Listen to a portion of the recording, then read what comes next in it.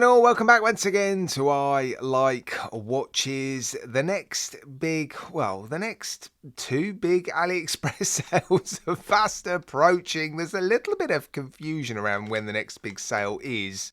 I've been told it was the 31st through to the 7th of June, but there's also a big sale in the middle of June. Oh, it's as clear as mud, as always, with AliExpress. But yeah, I guess all you need to know is there are sales approaching on AliExpress, and so now is a good time to consider buying watches like this. A Caller GMT, of course, it's an NH34 powered GMT by IXDAO. The last watch of theirs I saw was sensational. In fact, the only problem with it was the missing half links in the bracelet, and I'm talking about the engineer. But they very quickly resolved that when they realised what a howler they'd made. And they offered half links separately, but still you were able to get half links. Look, my thumb just will not heal. Anyway, here it is. This is a homage of a vintage Rolex. And there's a few interesting talking points when it comes to this watch, actually. So, Diddy packaging, isn't it? It's the sort of plastic pelican case, but it's like a third of the size than the normal ones. It's tiny. Absolutely tiny. What are we getting here?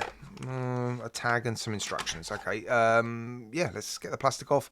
I'll be back in a mo. Right, there we go. All the plastic's been removed, and I've resized it to fit my roughly average sized wrist. Resizing it, no trouble whatsoever. The screw, what am I talking about? The screwdriver fit the screw pins perfectly, and they were very, very smooth. So yeah, no issues whatsoever resizing this. Obviously, screw pins to adjust it.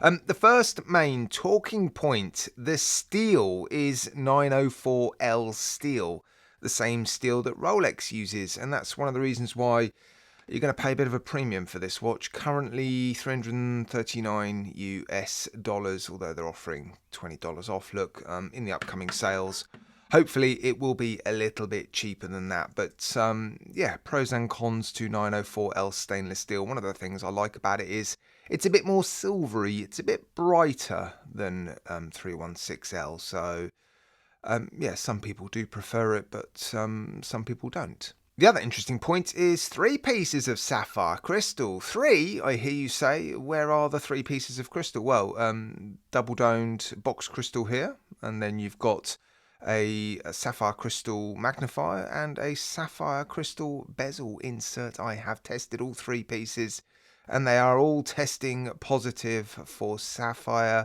It comes with a makeup mirror. Look, a little bit disappointed about that, to be honest. I know it's sort of in keeping with vintage watches, a fully polished case back, but that is going to scratch up an absolute treat, although good for doing your makeup in the meantime. Yeah, interesting looking watch, isn't it? The next talking point, I guess, the size. It's quite diddy. I'm going to get my calipers out. Right, let's give you some dimensions. 38mm in diameter. That is the bezel. The case looks a touch smaller, doesn't it? So, yeah, it is quite a petite diver, and it feels quite light and petite. Thickness, 13.5mm. Length, and I'm going to go lug to lug, 48mm. You've got male end links, so let me give you the end link to end link measurement. That is 51.3. Lug width, 20mm. Tapers down to 16 and then back up to 18 at the clasp, I believe. Yep, we might as well weigh it as well. So set up for my roughly average sized wrist. Yeah, 125 grams. So definitely smaller and lighter than your average modern day diver. Now, I keep referring to it as a diver because, well, it just looks a lot like a diver, doesn't it? But actually, it's a GMT. It's not a dive watch at all. It's a GMT dive style watch, if you like. So yeah, a very sporty looking vintage inspired GMT NH34 inside of this watch, 21,600 beats per hour, hacks hand winds. They're calling it a Caller GMT because, well, it's not a true traveller's GMT, although you can use it when you're travelling, of course. It's referred to often as an office GMT. Now, there is some loom. I'll show you the loom degrading at the end of the video, but let's just run through some more details on the watch. Sides of the case polished, again, in keeping with the vintage sort of aesthetics. There is a chamfered edge there. Look, I like to see a polished chamfered edge in between 2 brushed surfaces, but again, given the sort of vintage look of this watch, there's a bit more polishing, a bit more shine and bling to it. Drilled lugs, look. Quite elongated lugs as well, again, in keeping with this style of watch. End-link fit is nice. Everything appears to be solid end-links. Solid links, screw pins, really nice bracelet. 3 center links, polished outer links, brushed. Look, the outer edge of the bracelet also polished, although the outer edge of the clasp is brushed, but you do have that chamfered edge there. Polished. You've got the logo on the outer shell, milled inner elements, 3 micro adjustments, no on-the-fly adjustment. Yeah, it's nice enough, isn't it? Bit jangly, but then that's what you'd expect from a bracelet like this, and it is comfortable. I've already had it on the wrist. Yeah, it is a comfortable watch because of the size and the weight. For me, it's perfect, and that jangle just means it conforms to your wrist very nicely. So just to reiterate, it's not a dive watch. The water resistance rating is 100 meters as well. You do have a screw down crown and a screw down case back. So I'm sure if they wanted to make this a dive watch, they could very, very easily. But I suspect what's holding it back is the crystals. Quite often that is what determines a water resistance rating. So yeah, 100 meters of water resistance, a few details on the dial. Everything is printed. There's no applied logos or indexes on the dial. The magnifier, tiny, isn't it? Absolutely tiny. It does magnify a little bit, not a lot, but there is some magnification there, and actually it's lined up pretty nicely.